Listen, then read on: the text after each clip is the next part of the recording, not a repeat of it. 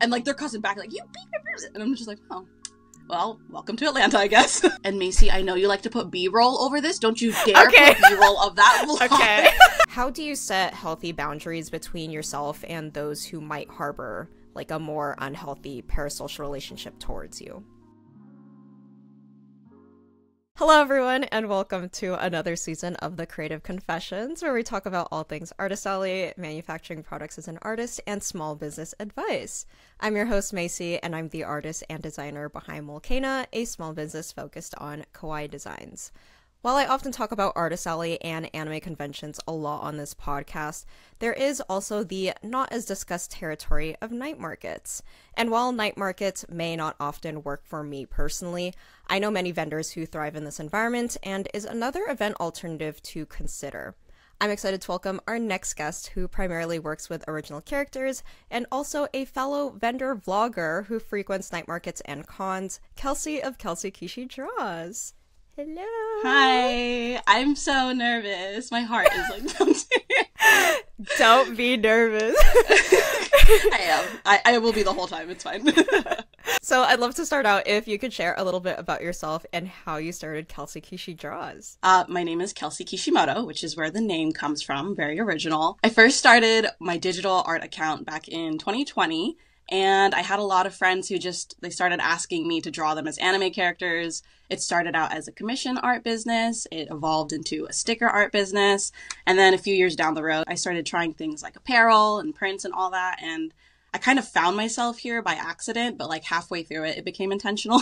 But yeah, 4 years later, here I am. And before doing Kelsiekishidraws, what did you do? I was an elementary school teacher. I feel like that's like funny to say because so many people either say they're in tech or they're like, in graphic design, and then there's me. I'm a teacher, like super left field. But I taught elementary for about 5 years, fourth grade for 3 years, preschool for 2. Then there was a transitionary year where I had 3 part-time jobs. I was doing art part-time, I was substitute teaching part-time, and then I was actually the worship leader at my church, which if you're not familiar with that, it's like a band leader. Basically, I was like singing and playing guitar and leading the church team. About 2 years into that, my art business started growing, so I had to leave behind the substitute teaching. And then this year, I just left my last part-time job of being the worship leader at my church. So this is the only thing I do now. And as of now, are you doing everything yourself with social media, video editing, fulfillment, and all that stuff? If I had to put like a percentage to it, I probably do like 95% of it. Definitely throughout the week, it's me. On the weekends, I always have some kind of helper, either my husband or my dad. That's like my team. And my husband's name is Cody. I'll probably just refer to him as Cody pretty often. They help with labor, but then in addition to that, Cody also helps me with finances, as in managing finances. He grew up in the small business scene because his family, they run a very successful souvenir business in Hawaii. And so he's grown up watching his dad and his brother do that their whole lives. And so he's brought a lot of that experience into my business. And so he honestly like helps me with taxes and stuff. It's amazing. He's heaven sent. That is so nice. I wish. It's really nice. He's strong, so he carries everything and he does all the money stuff. So I'm like, it's amazing. Besides running your business online, you also vend at events in person. And for the purposes of this episode, I will be using cons and events interchangeably. When did you start vending in person? My very first in-person event was in May 2022. I was selling at this event called Mini Art Mart. Those of us local to the Bay Area are probably familiar with it. A once a month, 2-day art mart that meets in Japantown, the mall. At the time, I was still working part-time as a worship leader, so I was only able to sell on Saturday, and then I had like another friend cover me on Sunday. But it was a really great first-time experience. It got me so excited to do some more. Even though that was my first experience, I think of like 2022 as a experimental year. I was kind of just dipping my toes into the artist alley event scene. And I think of like the real birth of my artist alley career as in like 2023 of May, because that's when I dropped that first part-time job. Oh, wow. And since May of 2022, how many events have you done since you first started? Like actually have done in the past, I have about 60, but if you're counting what I do a lot. But if you're counting what I still have booked, about like 75. I still have more to come, a lot. Oh, for the year. And for 2025, yeah. Oh, dang. Yeah, night markets, they let you book way in advance. You're right. Yeah, I'm also confirmed for SAC Anime Winter. Yeah, it's a fun number. Honestly, I was hoping I would hit like the 80s, so I was like, oh, I'm close. Like, out of all of the events that you've done since then, which one would you say was your most successful? Probably one of the most recent ones, which was SAC Anime Summer 2024. But it's like so close with Foodieland San Jose. They're like just barely, maybe like a few $100s apart. And then the year before that, it was actually the opposite. It was Foodieland San Jose, and then the close second was SAC Anime. So I think of those two events as like they're neck and neck every year, and one always just barely beats the other one. And I find it really funny because they're like opposite ends of the spectrums when it comes to events. Different people, different event, everything is just like, they're not close to each other. And which event was your most challenging, you'd say? So my first ever travel event, which was like out of state, was MomoCon back in May. We booked MomoCon for Atlanta, Georgia. Just in that of it itself, you know, your first travel con is going to be hard, trying to fit your whole business into suitcases. But on top of that, it was right after 626 night market in May. I mean, as you know, night markets go like really late into the night. So it's 1 a.m. on Sunday, and I have to unpack my 626 stuff, then repack for MomoCon because I couldn't like pack early. Everything I need is going to be used at the night market. So at 1 a.m, I'm unpacking, repacking, also packing my personal stuff because our flights are at 10 o'clock the next day. I know, Cody, it's Cody's fault. He's like, it'd be so fun if we could get there early. And I was like, sure, whatever. And 2 a.m, I'm like packing stuff. I hate Cody, stupid Cody. And like, I literally get like an hour of sleep. We wake up, we fly out to Georgia. For the most part, that part is fine. But what we didn't know about the Atlanta airport is that it's literally the world's busiest airport. I'm not exaggerating. You can Google that. And so we get there at 2 a.m, and there's people everywhere. I'm like, why are there so many people this late at night? And the airport's huge. So we're like walking miles just to get to our baggage. We finally get it. And then we need to find the ride share. That's like some more miles. And there's not very good signage in the Atlanta airport, so you're just walking until you think you found it. We get to the ride share, we meet our Uber, so like this group of people try stealing our Uber, like they just hop in. Yeah, and the guy's like, "Are you Cody?" And that like we're watching this whole thing. And the guy's like, "Are you Cody?" And they're like, "No." And he starts yelling at them. He's like, "Get the beep out of my car, you beeping beep." At like 2 a.m. Yeah, 2 a.m. in Atlanta. And like they're cussing back like, "You beep." And I'm just like, oh, well, welcome to Atlanta, I guess. And then we get in the car. The guy's super nice. He's just like, he's not going to let people take advantage of him. But already, like right off the bat, we're like, wow, okay, it's 3 a.m. We're finally at our hotel in Atlanta. I go to bed at 5. And so on top of all of that, we're already going to experience like a ton of jet lag because it's 3 hours in advance from California. So the whole week, I'm freaking tired. I'm like not sleeping right. I'm never getting the right amount of sleep. I'm exhausted. But we get through it. It's a fun convention. We really enjoy it. On the way back, we try to get to the airport 5 hours in advance because, you know, we find out it's the busiest airport.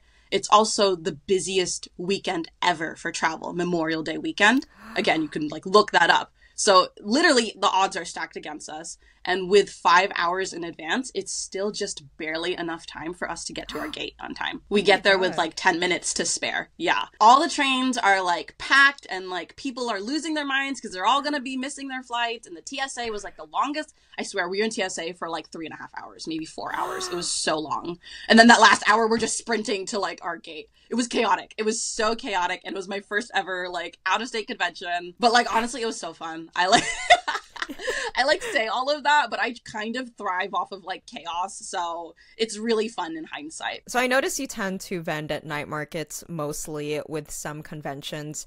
Can you describe what a night market is for those unfamiliar? For someone who's never heard or seen of a night market, it's essentially a 3-day food festival, and it is outdoors, so it is nothing like an artist alley. It's one of my favorite events in the world ever. I am a huge foodie. That in and of itself. I was going to night markets before I was selling at them, and I was like, I want to be here. This is where it's freaking at. The hours are later too, so instead of like your standard 10 to 5 or whatever, it's more like 1 to 10, sometimes even midnight. The vibes are there. It's super fun. If you like festivals and you like food, you need to go to a night market, 100%. It's expensive and it's definitely a little overpriced. But once you get over that, it's really fun. And in your vlogs, you've mentioned that you prefer night markets over conventions. Why is that? Okay, so only just like a little bit, like a tiny, tiny bit. And at the end of the day, I want to do both. I adore both. But if you're asking me to only pick one in terms of preference, I would say night markets for the pettiest reason in the world. It's the hours. I don't like to be awake before like 10 a.m. Like I woke up like 8 o'clock for this podcast. I feel so weird right now. I'm like, what time is it? Is it lunch yet? Like, I'm a night owl, 100%. I sleep every night, like at midnight or later. So like night markets work great for my schedule. Like the whole summer, I was just doing night markets and outdoor events. So to go from that to SAC Anime, which was like the hours are like 10 to 7, I was awake and in full cosplay at 9 a.m. Like, what do you mean? Why am I here? Why do I have a full beat of face? Why do I look like Nico Robin at 9 a.m.? It is too early for this. I'm not a morning person, and that is why I like night markets. And the food. The food is so much better at a night market than a convention. Whenever I watch vlogs, people are like, oh, I'm packing my own lunch today. And I'm like, why? Just buy food at the event. It's fun. Then I buy food at MomoCon. You can watch my vlog. I like open up a pizza and I'm like, this is the world's saddest pizza I've ever seen. And then Cody's in the background just going, ew, ew, the whole time. And I was like, this is why people bring their lunches to conventions. So from your experience, would you recommend vendors who frequent Artist Alley to try vending at a night market? That's like such a tricky question. And I mean, obviously you make whole videos about this, right? So this is just another perspective. And like we always say, take things with a grain of salt. I think the key word is try, right? You never know until you try something for yourself how well you're going to do. I do want to provide the context that like I draw original art. And on top of it being original art, I describe my art as like edgy and kind of like a lot of people say it's bad ASS. That's the kind of energy I bring to a night market. And if you've gone to a night market, that's a lot of the energy that you'll find there. It is very like festival crowds. And so I think because of that, and then on top of that, I sell apparel. It's a higher priced item. It's a little bit more of like a mainstream item too, you know? Because of that, I think I find success in the night market scene. If you're your standard Artist Alley artist, for example, you draw fan art and you do like keychains and stickers, I don't know if you can make money back that way. I mean, unless you're like Chloris, which is a totally different game, right? Yeah. Selling smaller priced fan art items, I think, is a whole different game that I'm not familiar with. I think if you find that you can cater to the mainstream or the general audience, because that's what night markets are, right? Anime is mainstream. Anime is really cool, but your average person doesn't know like all the anime and they're not like a hardcore anime fan. They're just familiar with it. And so I think that's why I find a lot of success there. Definitely try it and go in with low expectations. Just expect to have like a fun time. I would say if you hate outdoor events, don't touch it. I have so many friends who are like, I hate outdoor events. And then they're like, oh, should I try a night market? No, don't touch it. Don't touch it with a 10-foot stick. Like you will hate yourself. You will hate your life. I love outdoor events. I love the extra space that I get, 10 by 10. I love being outside. I like getting darker, and like being in the sun, and I just think it's really fun. So if you don't like that, don't touch it with a 10-foot stick. You'll hate your life. I like that you mentioned that you do need to have more mainstream geared items, because I've also noticed that too, in that usually my original characters work because it appeals to the mainstream. Like my corporate stickers, they did super well at 626, just because... Oh, I can imagine. Yeah, like a general appeal kind of product. I think for my anime products, the ones that did sell were the ones where, if you think of anime, you can probably imagine them. Like Gojo, obviously, it does super well because Gojo. One Piece, Demon Slayer. I think if I had more niche ones like Ouran High School Host Club, like no one really knows that outside of like the anime interest. So I feel like having those types of items kind of gears you towards better success within night markets, but also like the outdoor aspect. I think because I went to 626 when I was younger and I only went at night, I forgot that it was open like during the day when the sun is actually out. Yeah. And I'm very sensitive to very warm climate, and I don't think I considered that when I first signed up for night markets. And I forget, like, every time, because signups for 626 happen around, like, October, November. Yeah, and when I'm it's like, chilly. oh, when it's cold. And I forget that I don't like hot weather. So as an artist, how do you decide if an event is worth vending at again if the revenue wasn't amazing the first time? Sorry, I immediately, like, think of some of the vlogs I posted this year. Like, if anyone here watches me, they know I talk about this all the time when it comes to one specific chain of events, and it's SJ Made, which, like, almost everyone I know, they're like, SJ Made is the best. I make so much money. And then there's me. And I'm like, oh my gosh. And, like, I think a lot of it has to do with the fact that, like I mentioned, my art is, like, on a different spectrum. If you were to identify the ideal SJ Made customer, it's like a young girl. She's very soft. She likes kawaii stuff. She watches anime. Then there's me. And I draw, like, demons. Like, so it's, like, opposite end of the spectrum. And so whenever I do an SJ Made event, it's always literally hitting my baseline. Sometimes even, like, less, just like a tiny bit less than just, like, the bare minimum that I would call a worthwhile event. But I keep coming back, and, like, I've literally already paid for more estimated events. And the reason for that is because, one, it does hit my baseline. I think it's really helpful to have a baseline. Like, if I can make this much per day, or I hear very often a lot of people want to make multiples of their table. That's how I used to measure it. Like, if the table costs this much, I think if I could make just random numbers, 3 to 5 times as much as my expenses, then I'll call it worthwhile. Now I have, like, a baseline I want to make per day, and I don't meet it at estimated events. It's, like, just tiny, barely under it. But I keep coming back because there is more to what makes an event successful than monetary value, although that's going to be a majority of it, especially since I do this full time. But there is more value beyond that. Every time I do an SJ Made event, I get a ton of followers. It's great for YouTube content. I got another vlog for that week because I do weekly releases every Friday. So now I've got a vlog. It's great for interacting with my audience because despite the fact that I might not have a ton of people there, there is still a good number of people there who follow me, who watch my YouTube. I have a lot of YouTube subscribers who like to tell me that whenever I go to an SJ Made event. So it's good to interact with the community. And then on top of all of that, honestly, they're just really fun. Like, it's so much fun to be at an SJ Made event. The team is really helpful, really nice, really organized. All the artists there are, like, really fun, and, like, a lot of them are my friends. It's a really good time. I mean, what's the alternative? I'm gonna sit at home on my butt and not make money? So, like, at least that's that's money that I have now as opposed to money I didn't have before. I will say, like, in order for an event to be, like, worthwhile, even if it didn't hit my bare minimum or, like, just barely hit my bare minimum, there can't be a better alternative. Like, if I got into a much better convention that same weekend, I'm not going to prioritize this event over that one where I know I'm going to do better. It's funny that you mentioned the demographic being like that kind of someone who's really into the cutesy vibe, because even when you were describing it, I was thinking like, oh yeah, they probably collect Sunny Angels and like to go to Pop Mart and get blind boxes like maybe every other weekend.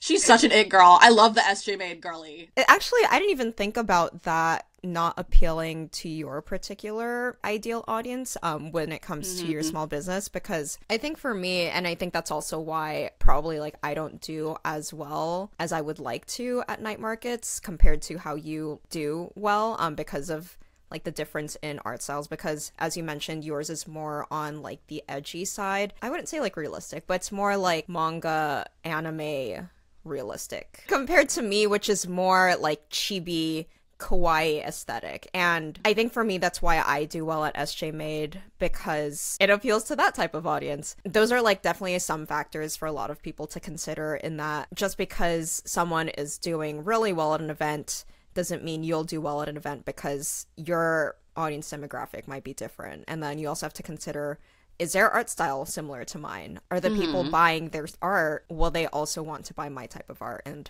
just a lot of things to consider when it comes to looking into like the events that you'll probably want to sign up for. Having like your key audience identified, targeting your customer is freaking huge. When they say like, who's your target audience, you should be able to describe your customer to a T. Like the way I described like an SJ Made girly, you should know their age, you should know how they dress, you should know how they look. Like if you can do that, you can find success. And like for me personally, if I had to like describe my customer, just like one, right?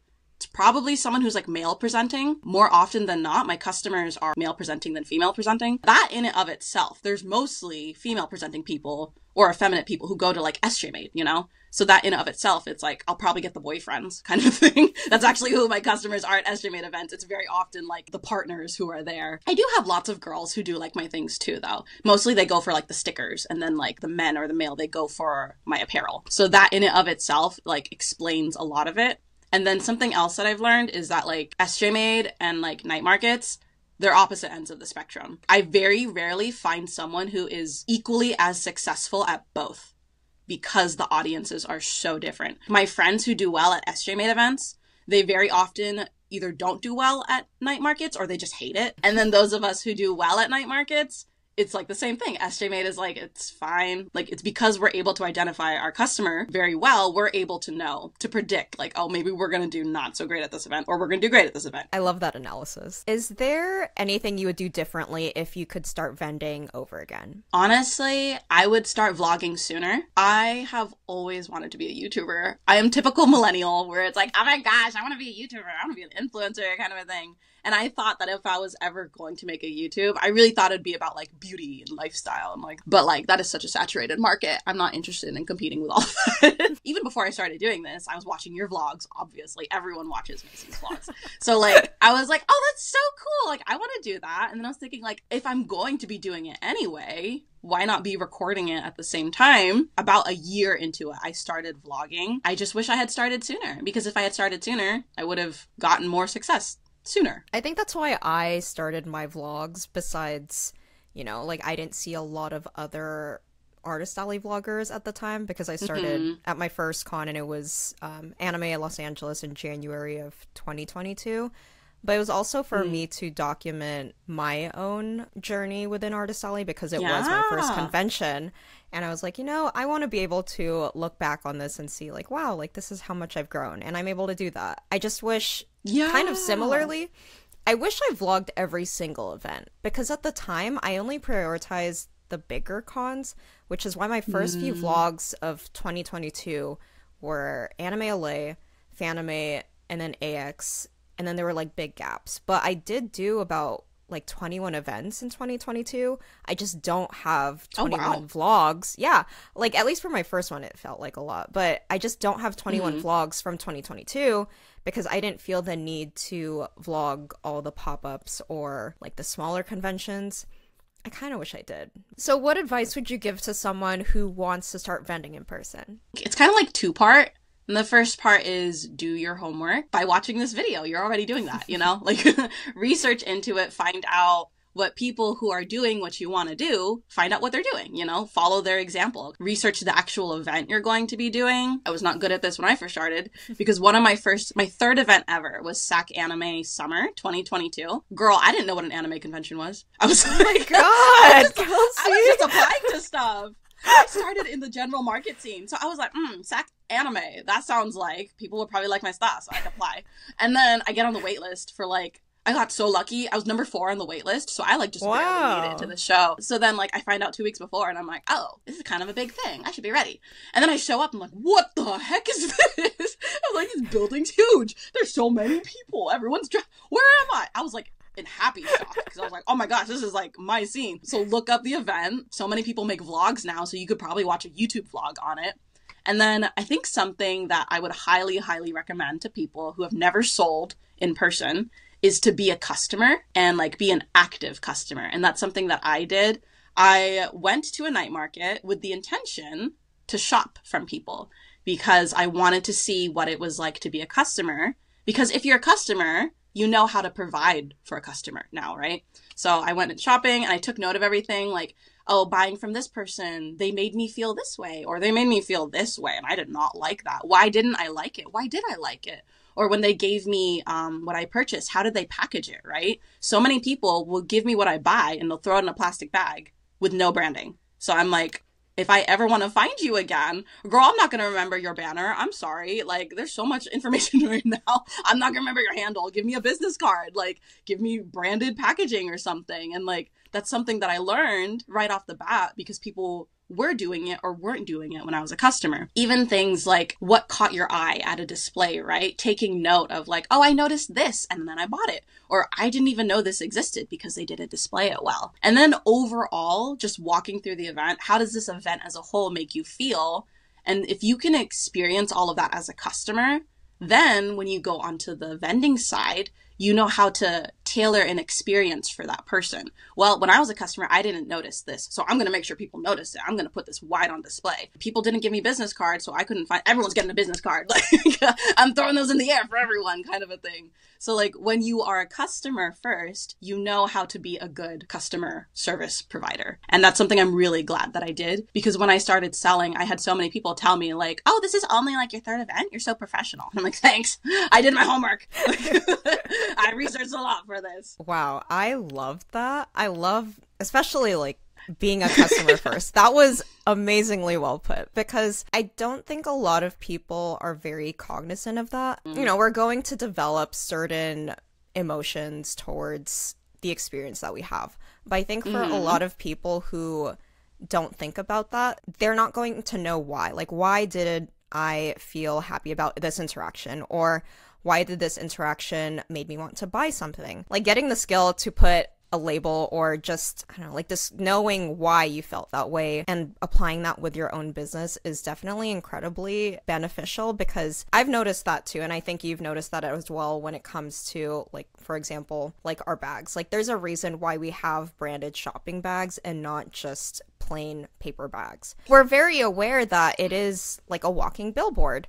If I give someone like a tote bag and it has our brand name on it and they're just walking around the event, we know that with that particular art style, like if that appeals to another customer and they're just like walking around the venue, they might be interested, like, oh, like that looks interesting. Like, I wonder if they're selling there, or if they do follow us and they didn't know that we were selling at that venue. Now they know, oh, like I should look for Kelsiekishidraws. Like I didn't know she'd be at so-and-so Foodie Land. And I've even noticed this at like so many events, like the number of comments that I got at Otakon. A lot of people saw the free tote bags that I was giving with like $50 purchase. They didn't know I was at that con. Like maybe they don't follow me on Instagram or whatnot, but they follow me on like YouTube or so. They didn't know I was at that con until they saw that bag. And just being able to identify those things, learn how to apply that with your business is so beneficial. So you're also a vendor vlogger, and I feel like our audience may be familiar with some of your content because there is like that intersection of audiences. When did you first start vlogging? This was, I think, my first ever vlog, and don't look it up. And Macy, I know you like to put B-roll over this. Don't you dare put B-roll of that vlog. Okay. It is so ugly. If I see B-roll of this, I'm going to go in your comments and I'm going to scream.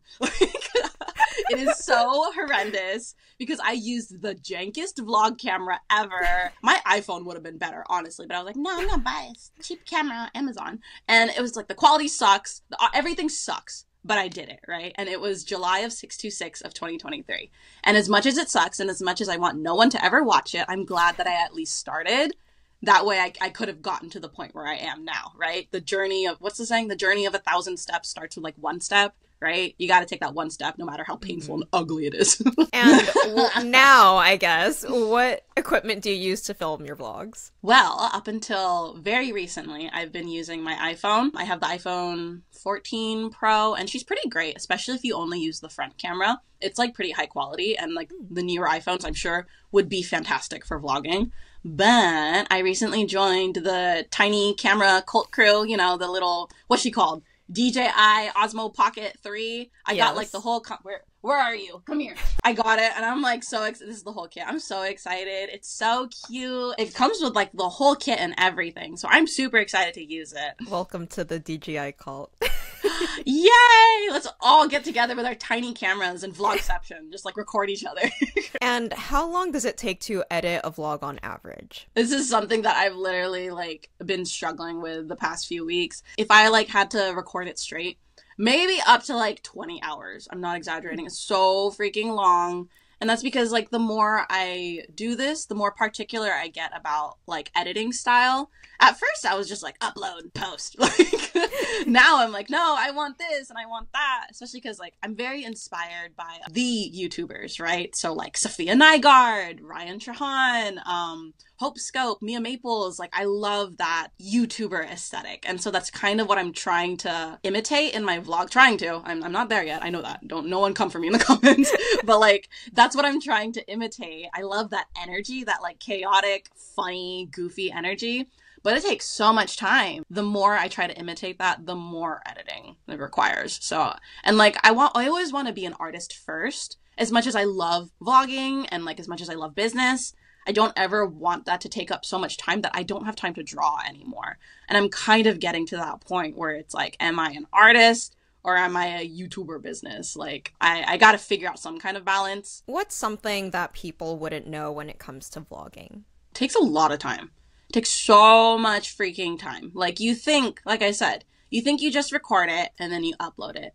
But the editing, my gosh, again, the more you do this, the more particular you get about editing.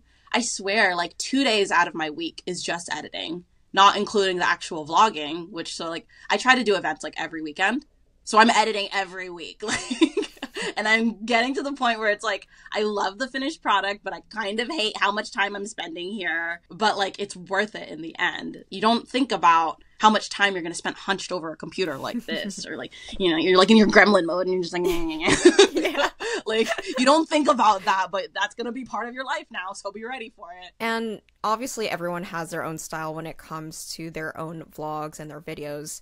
But what is something that you wish was more prevalent with other, like, Artist Alley or vendor vlogs?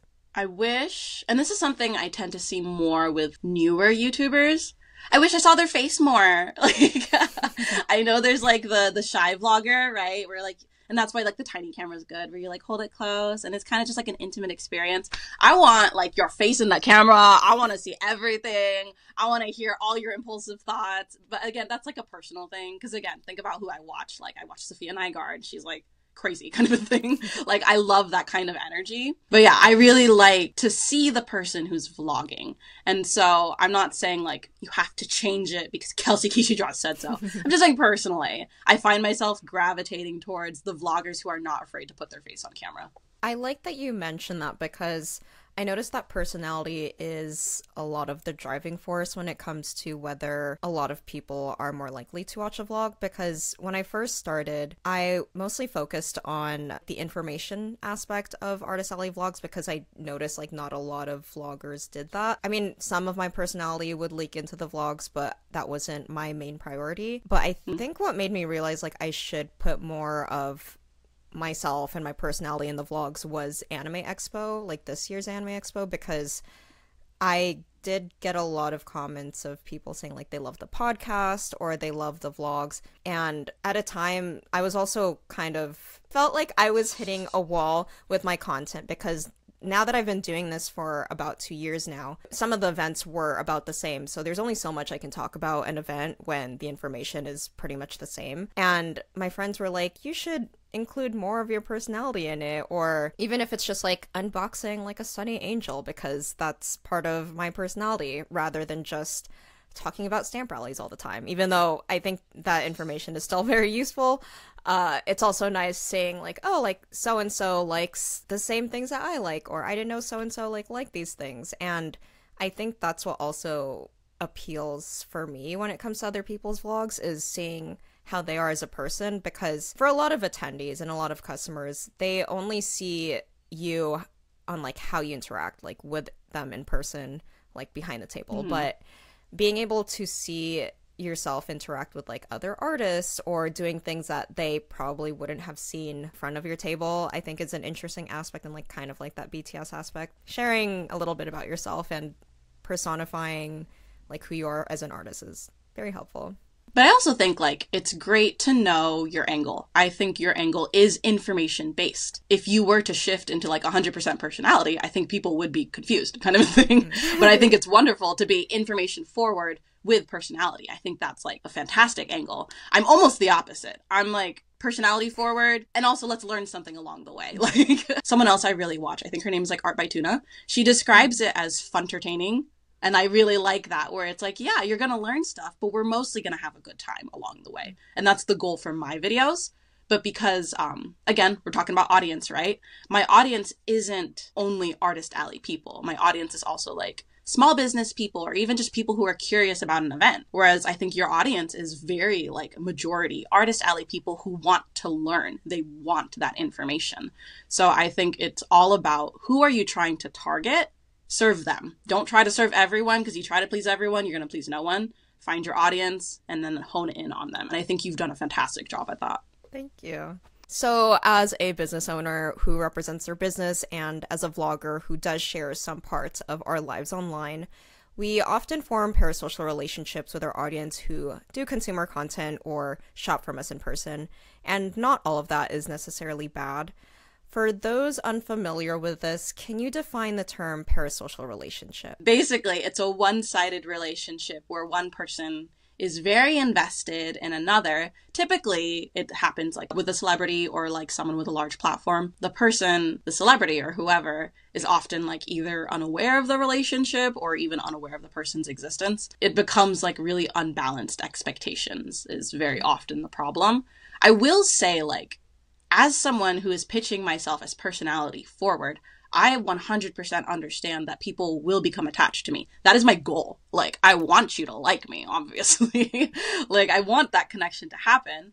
And I hope no one ever thinks that I'm complaining or like unhappy about that. When it becomes a problem is when, like I mentioned, there are expectations that are unrealistic or just quite frankly, like unmeetable. And that's hard for me because I like people. I love people. I love talking to people. I want to make people happy. I want you to enjoy yourself, and I want us to have like a good connection. But realistically, my brain is too small to remember every single person that I meet. I'm so sorry.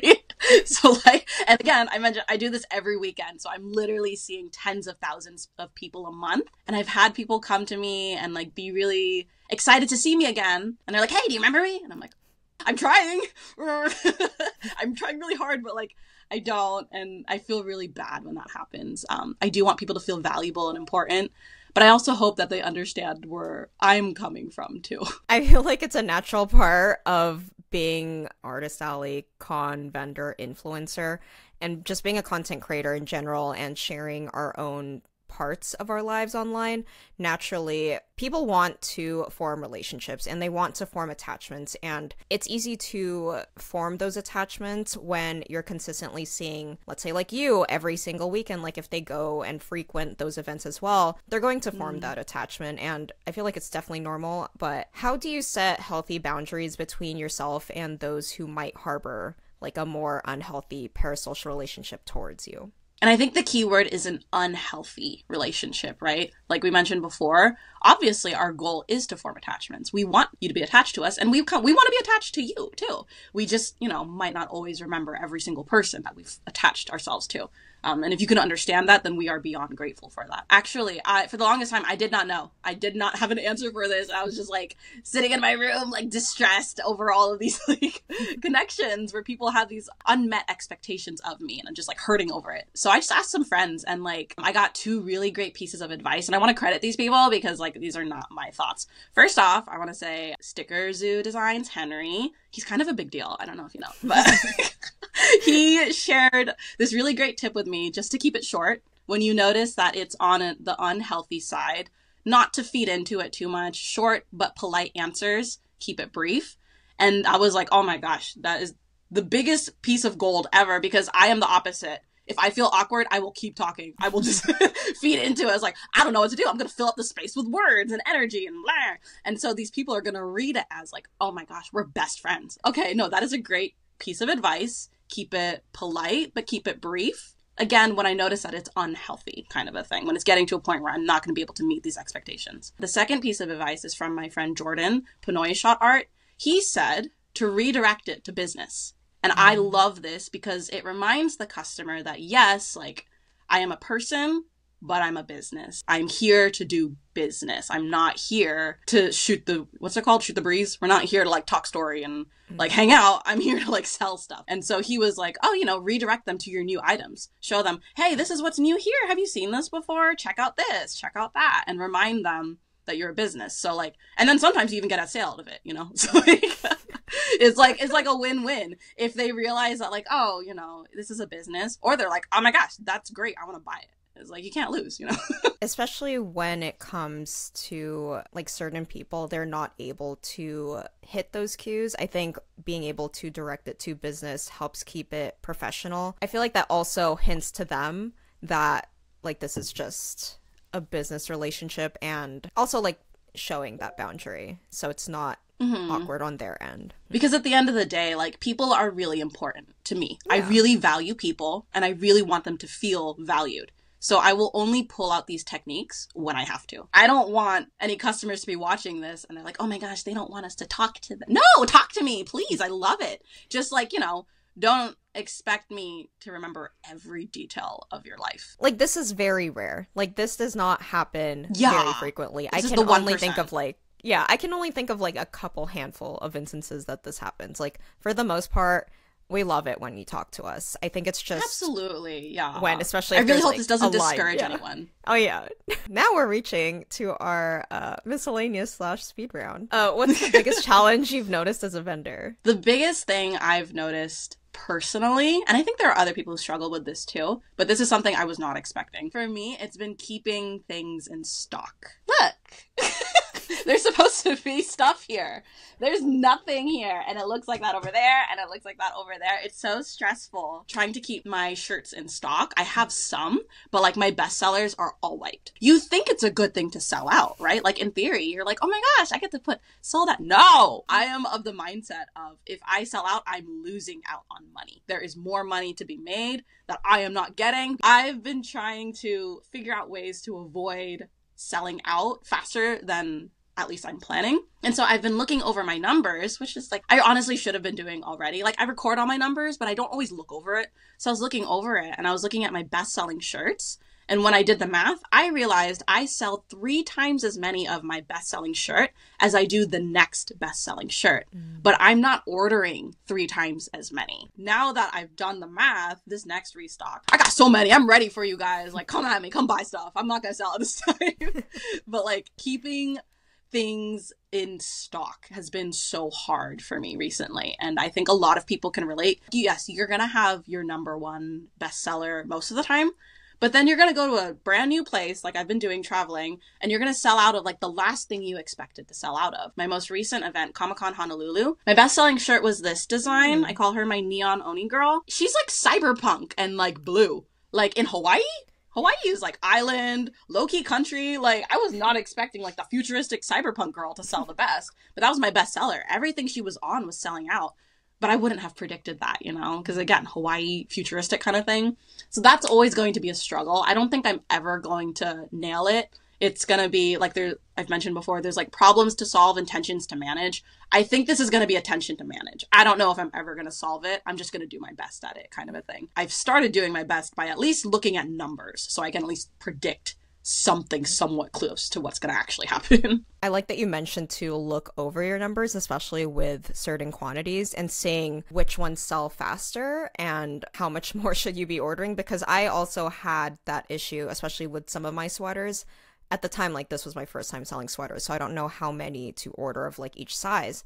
But then I realized, and even also talking to other people, it's good to have more of medium, large, and extra large, because those are like the 3 most popular sizes, at least for sweaters. So far, like, that seems to be the case. Like, I'm not necessarily running out of those sizes yet. Really just like looking back on like patterns is really helpful with figuring out like how much to keep in stock in that case. What's a common myth surrounding vending? That you're gonna make bank. You watch like the TikToks and you watch the Instagram reels. I made 10K in 2 days. Here's how I did it. Girl, you are the exception, not the rule. Like, I hope people realize that, because like, I don't think they do, because they don't think about how the algorithm is gonna promote the most successful video. It's not gonna share the video of the person who's like, I made a more realistic number in a weekend. They're gonna share the outlier because that's more interesting on social media. And I don't think people consider that, myself included, when I started. Like, you think, oh, I'm gonna make like so much more money doing this than what I did before. And you will eventually, but not like when you start off. Like, it takes time. And I think a lot of people think that virality is the key to success, and it's not. It's one way to find success, and it is like the 1%. But the rest of us, we're all doing the slow grind. We're all doing the slow hustle, you know? It's going to be a slow burn. It's going to be a slow build. And honestly, that's more healthy. Can you imagine if you like blow up overnight, but you don't have the inventory for it? Again, my nightmare. It's better to build towards it, to grow towards it. But people don't think about that. They think they're going to open their Etsy shop and get thousands of orders in like 1 week, and you're not going to, and that is okay. That's probably healthier that way. Like, it's okay to not be viral. It's okay to not be an overnight success, which is not a thing. And we've all learned it's not a thing because of Sabrina Carpenter Chapel Roan this year. We all know. But don't ever build like a business on being the exception. That's not smart. Yeah, I like that you brought that up because that's also why Artist Alley is becoming more congested. I'm not saying everyone, but there are some people who only want to get into Artist Alley because they think they can make this much money. And like you said, it's possible to make that much money. Yeah. However, you also have to consider, like, what are you selling? Like, if you're only selling stickers and smaller prints, 90% of the time, you will not be making, like, 20K in, like, a weekend with just stickers and prints. You know, you're, like, it's volume, right? Yeah, exactly. Crazy volume at that point. And you also have to consider, like, do you have, like, bigger ticket items? Like, for us, we have our apparel. I have my Ida bags. Naturally, the road to 1K is going to be a lot faster if you have like $90, $100 items versus you only have like $1 stickers and buttons. So those are like some things you have to consider. And you also have to think about expenses. Like all of that, like 20K or whatever number, 10K, whatever, it's not all going to us. There you don't pocket are hotel costs. Yeah, there's hotel costs, there's inventory costs, there's gas costs, there's so many costs, and I don't think people consider that. It's something I really wish people thought about a little bit more before they either like enter the scene. What are you expecting out of this? If you're ready for the slow burn of most businesses, then you're ready. But anything else, it's kind of like, I don't think you understand what's happening here. When it comes to vending, what do you invest in and what are you cheap about? I invest in my inventory 100%. I know it's going to make me money back.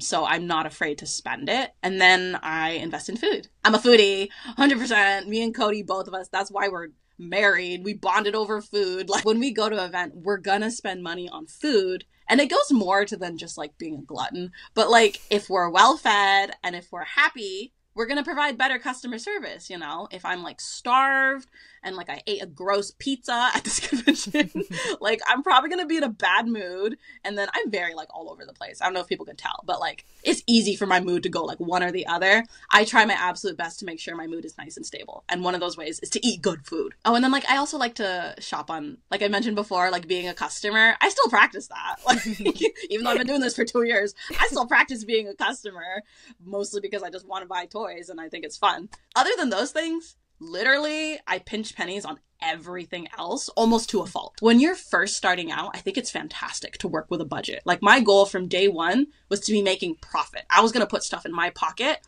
and I was going to pinch as many pennies as I needed to in order to make that happen.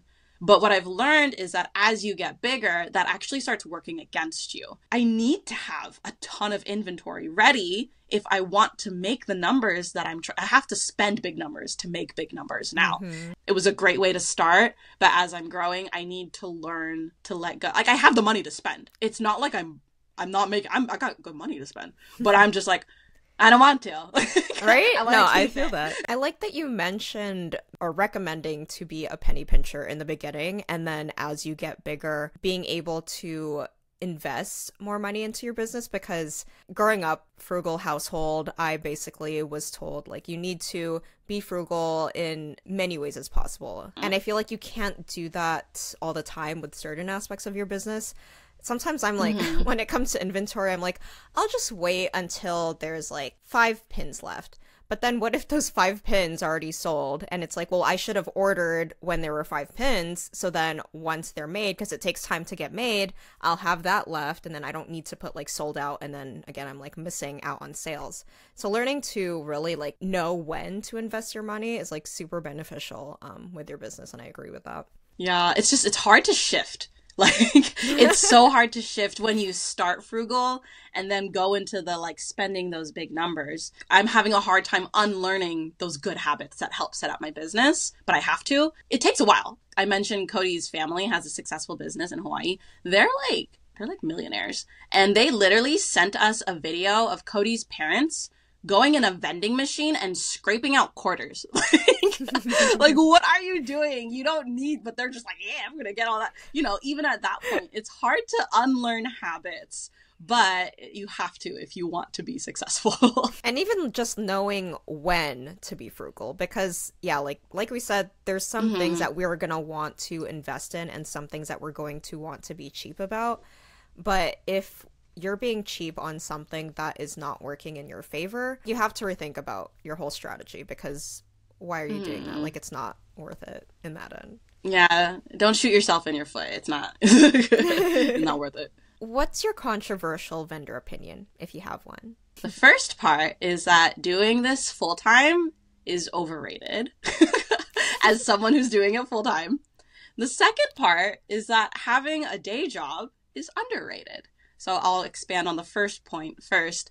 Like I mentioned before, everyone watches those videos and they're like, I'm going to be so rich doing this. And you think that like by doing this, you're going to make more money than you've ever made, that you're going to be super happy and stress-free, that you're going to be living the life, which like kind of, yes. I would say for like a smaller percentage of people than they think. If you're going to enjoy it, it's based on your person. Are you a perfectionist? Are you an overachiever? Are you a workaholic, low key? Are you like obsessed with success? Do you love to grow? And like, are you a little bit competitive? You know, like you kind of have to be that person to really enjoy this lifestyle. And that's not to say that kind of person is better, right? I'm saying it's a different kind of person, not like a this scale, but like a this scale. It's a certain kind of personality type that will enjoy this. And I think there's personality types that try this and they don't quite fit that kind of stereotype. And so it's not everything that it's hyped up to be. It's really hard and it's difficult, and you find out you're losing all your weekends and now you don't have any free time, and it's really stressful for certain kinds of people. But I find that if you are of the other percentage where it's like, yeah, you're kind of psycho, you're going to love it. Like, you have to be a little bit crazy to like this kind of life. Because we are like entrepreneurs, right? We work for ourselves. Someone once said like the best small businesses are people who refuse to ever work for someone else ever again. Like that kind of fire under your butt motivates you like crazy. And I think if you're content with a day job, which is going to take us to my second point, then maybe this lifestyle is overrated for you and a day job is underrated. Everyone wants to transition from doing a 9 to 5 to doing this full time. Again, it might work for you if you're of that personality type, but there's so many wonderful things that a day job provides. It provides financial security. Like you're going to be making, for the most part, the same numbers every month. That's kind of a lot of freedom, right? You're not stressed about like, I need to work this hard to make this much money. It also provides like certain boundaries. You're a 9 to 5. Once you clock in, it's work. Once you clock out, it's personal life. That is not the case with this lifestyle. Honestly, that works for me. I actually love how my business kind of bleeds into my normal day life. I like being able to, I'm sitting on the couch, oh, let me pull out Alibaba and just talk to my manufacturer real quick about the latest thing. I love that. I love that like I'm out for dinner and I can just like go do some business work real quick in between conversations. Like I love that. But if you don't like that, that's miserable, you know? If you don't like it bleeding together, it's so annoying. Like I'm not trying to tell people don't do this. I'm trying to say like find out what kind of person you are before you decide that like I need to do this full time or I need to do this. I think day jobs are so valuable, especially before going into this. And I know there's a lot of people who go straight into this from college and they're successful. And I think that's a little bit more of the exception than the rule, because day jobs provide so much value in terms of structure of a workday. What does a workday even look like, right? Here's how to accomplish goals. Here's what a healthy workplace looks like. Here's what an unhealthy workplace looks like. Here's what a bad boss looks like. Here's what a good boss looks like, right? I think having a day job provides a really great reference for you creating a work environment for yourself now. Because if you go straight into that, sometimes you have no idea how to be healthy for yourself, right? How to be a good boss to yourself. I know how to be a good boss to myself because I know what a bad boss looks like. I am traumatized by the workforce and I refuse to ever go back to it. And that's the fire under my butt that's going to make sure I make this work. Beautifully put. I love Thank you.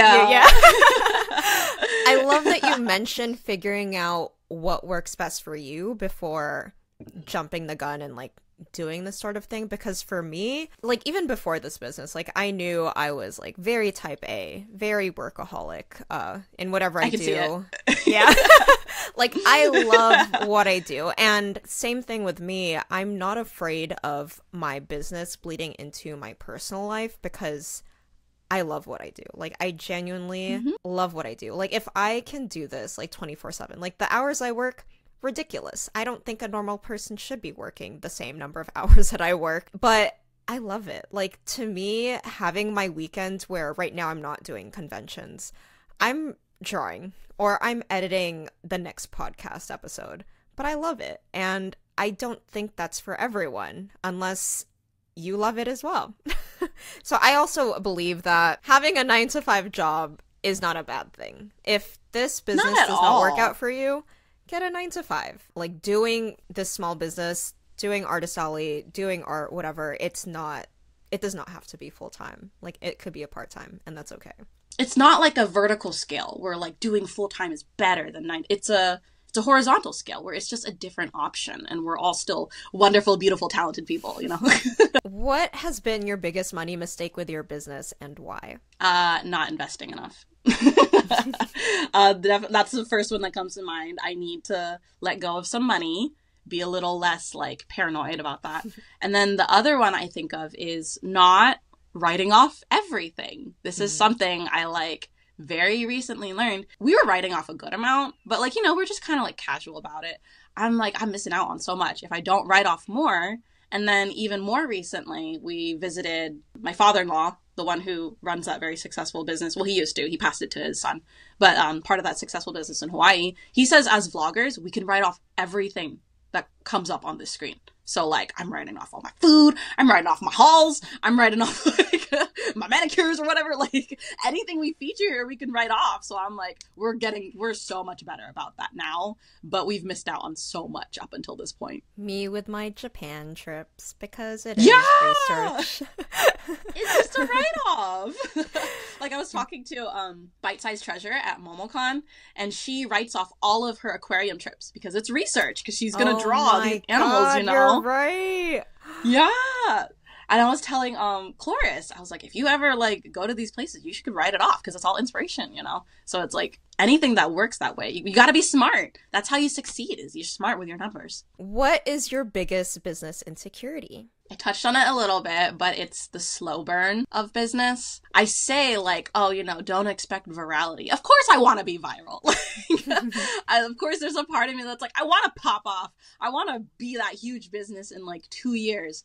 But I know, especially for me, because I've chosen to go the route of like original art, which like I probably have like maybe like 9 fan art stickers, and everything else is characters from my own brain. And like that comes with so many caveats. You know, my character is going to be competing with like Monkey D. Luffy and Naruto in an artist alley or in a night market. And these people have years invested into these characters, literally decades of like anime and manga.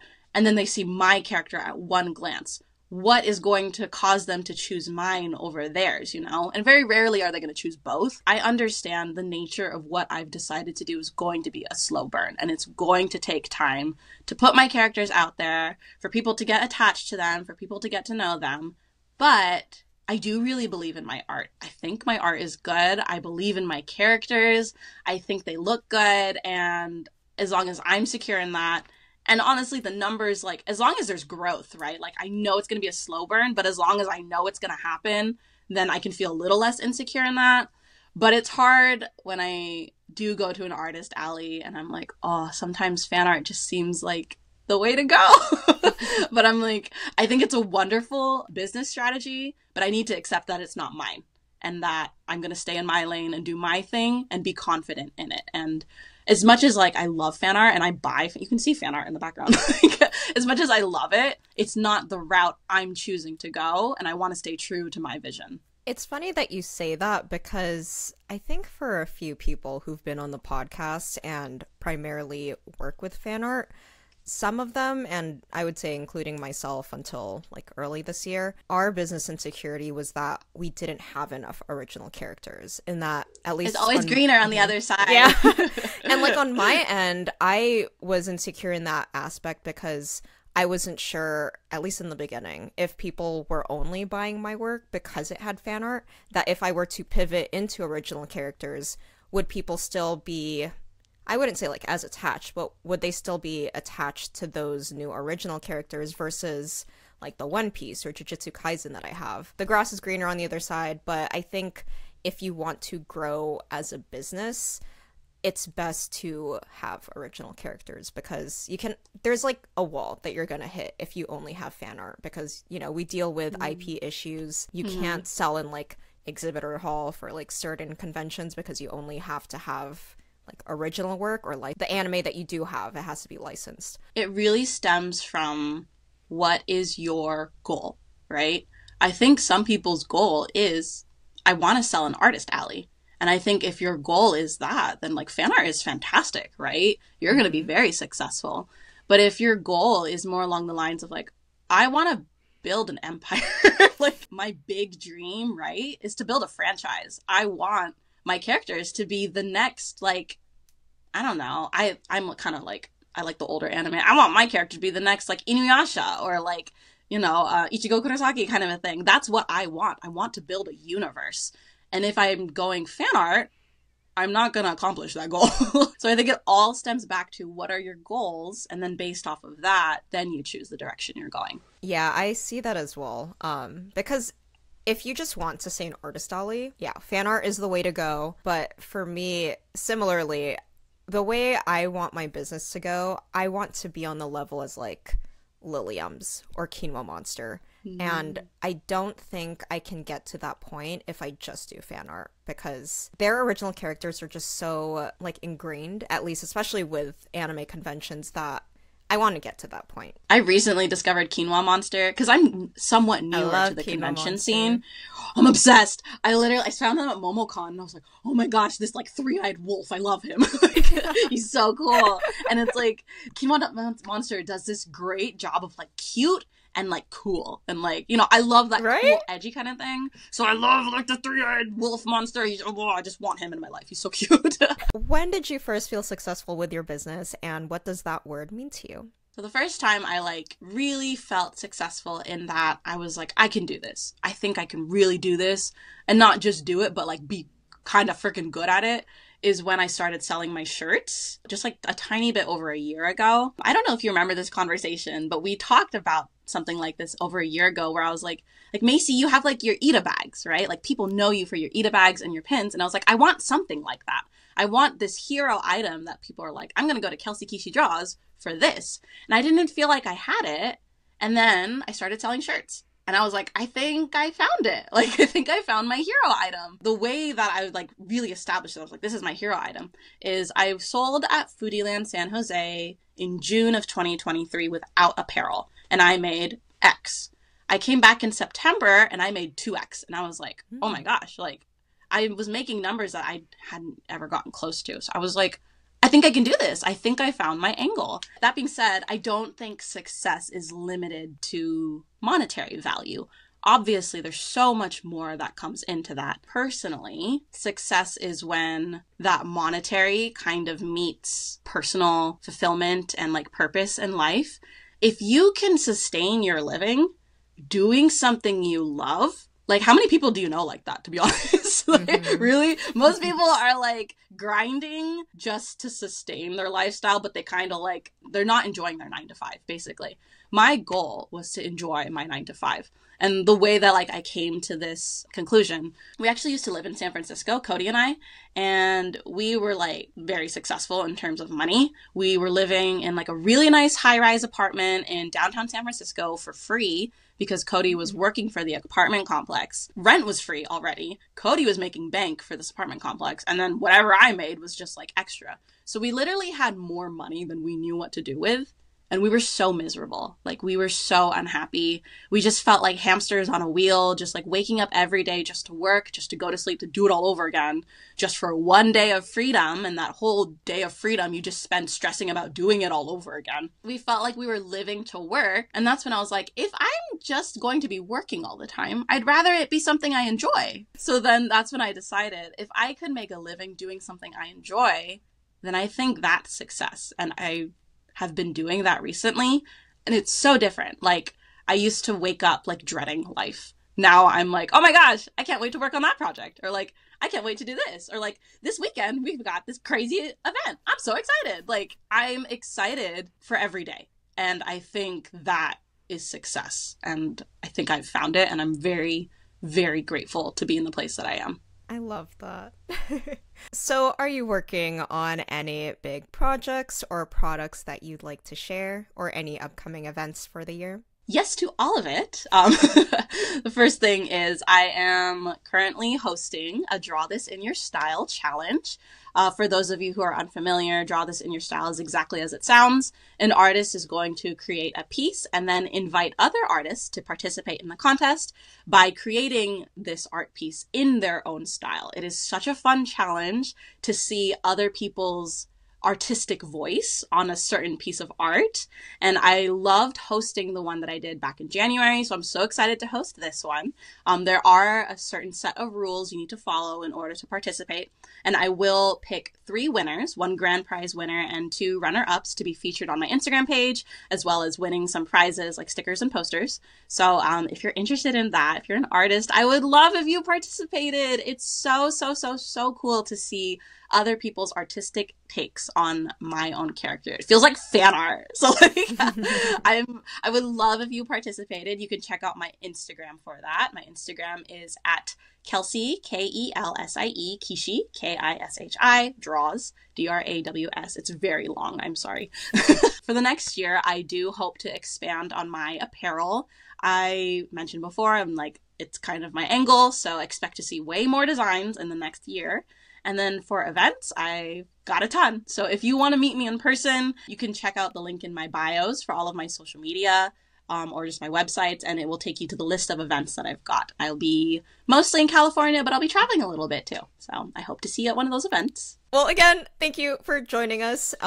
Again, thank you for your time, Kelsie. Thanks for joining us. And thank you to everyone listening in. And thank you to everyone supporting on Patreon. I will see you all in the next episode. Bye! Bye.